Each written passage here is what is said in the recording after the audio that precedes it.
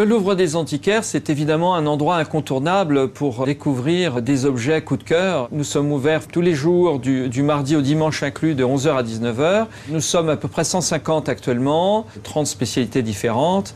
Moi-même, je suis spécialisé dans les arts du feu, avec les porcelaines de Chine de la période Ming, et également la Renaissance italienne pour l'Occident. Alors avec un certain nombre de manufactures rares comme Urbino, Deruta, Casteldurante, Faenza qui a donné son nom à la faïence. Le 18e marche, j'en suis la preuve. Pour peu que les objets soient de qualité et décoratifs, un peu à l'exemple de cette exceptionnelle console, par sa dimension et son état de conservation. 3,30 m de long, avec un marbre exceptionnel qui est une brèche du midi de la France. Alors au Louvre des Antiquaires, nous présentons en permanence des dessins de Jean Cocteau.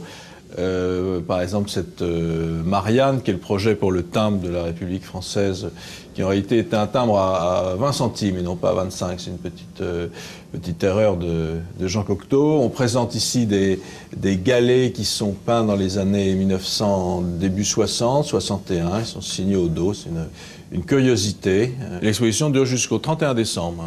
Mark Sterling est un peintre russe qui a fait partie de la deuxième vague de l'école de Paris. Il passe d'un avant-gardisme, d'un cubisme, et il se fond dans un style beaucoup plus lyrique, très Montparnasse, pendant l'avant-guerre.